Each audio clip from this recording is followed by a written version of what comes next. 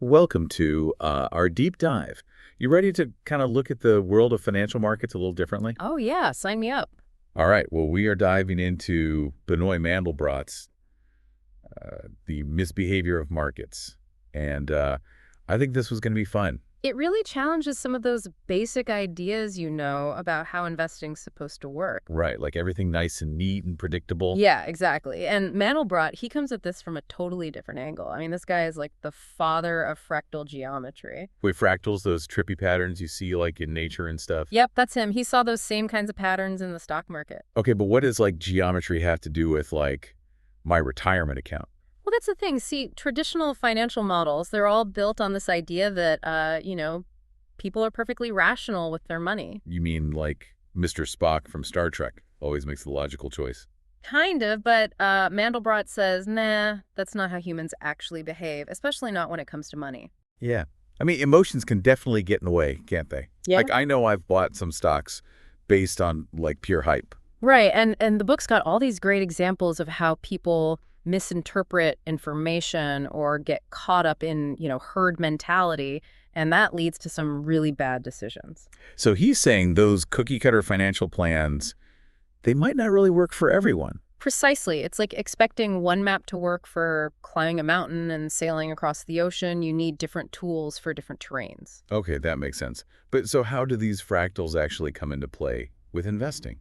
Well, think about volatility, right? How much those stock prices go up and down. Right, that's always kind of scary. Sure, and in the usual models they focus on, those average fluctuations, they kind of downplay how often you get these huge, unpredictable jumps in price. Like those big market crashes everyone always talks about. Yeah, but Mandelbrot, he uses fractals to show that those jumps happen way more often than we think. So like those once-in-a-lifetime events, maybe we should be expecting them more regularly. That's exactly what he's saying. We need to change how we think about risk.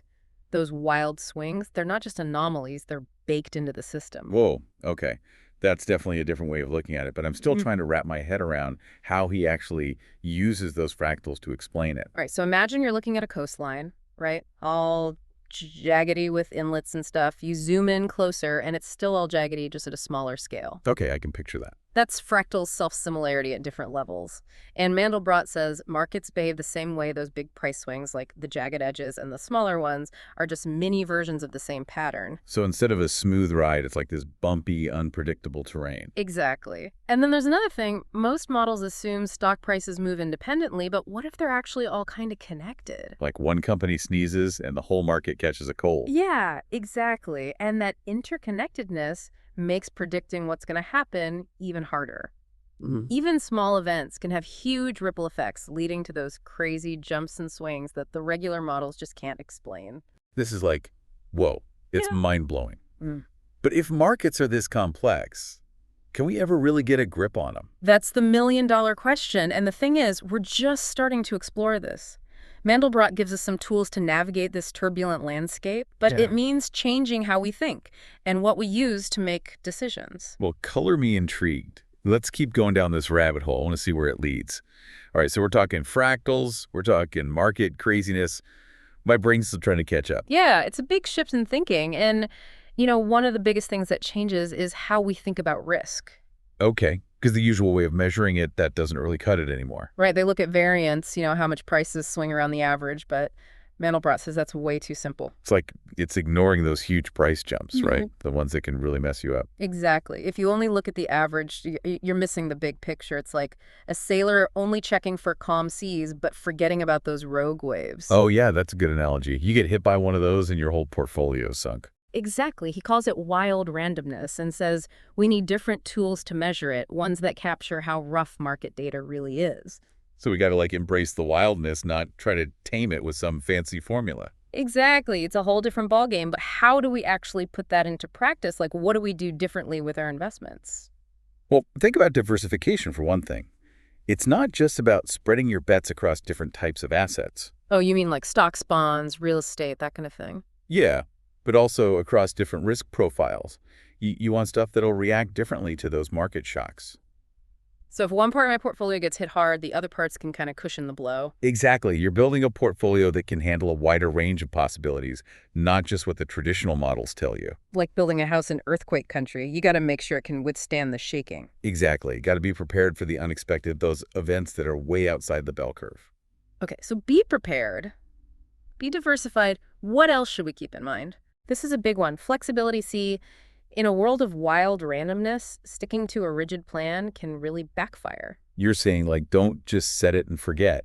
It got to stay on top of things. Right. You need to constantly monitor things, reassess your assumptions, be ready to adjust course as you go. It's like sailing through rough waters. You got to constantly adjust your sails. So it's less about predicting the future and more about reacting to what's happening right now. Exactly. You need to be a bit of a market detective, looking for clues, understanding those connections. Which brings us to another key point.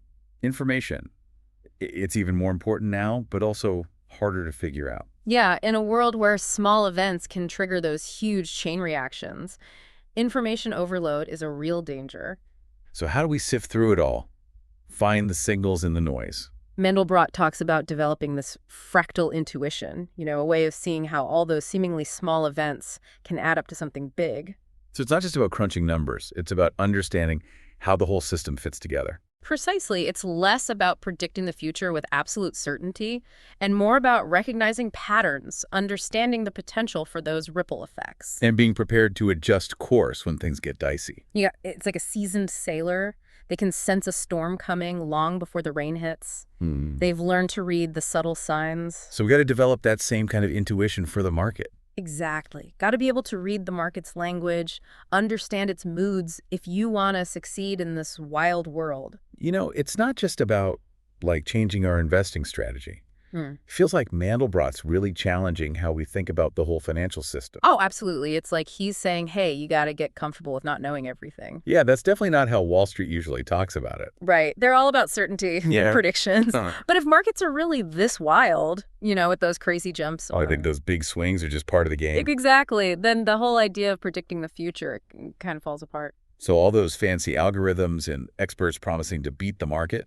Mandelbrot would probably say, yeah, good luck with that. He doesn't say it's impossible, but in a fractal system, even tiny mistakes can snowball into huge problems.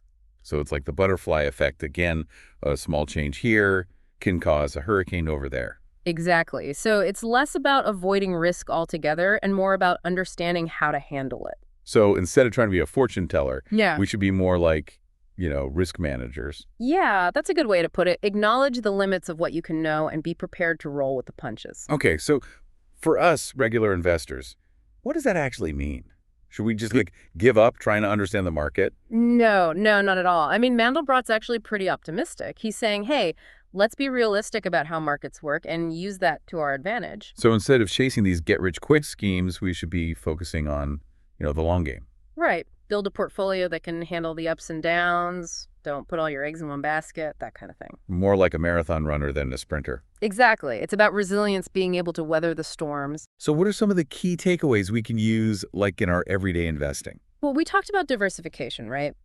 But also, don't just take anyone's word for it when they give you financial advice. You're saying, like, do your own research, question the assumptions behind those fancy models? Exactly. Yeah. Got to be a little skeptical, dig a little deeper, and be ready to adapt. What worked last year might not work this year.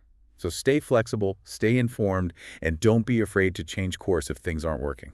You got it. That's how you thrive in a Mandelbrotian market. Got to be on your toes. This deep dive has been a real roller coaster.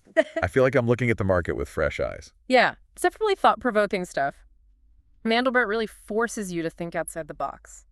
Well, thanks for taking us on this wild ride. It's been a real pleasure. The pleasure is all mine. Thanks for having me. And to all our listeners out there, keep exploring, keep questioning, and keep learning about this fascinating and ever-changing world of finance.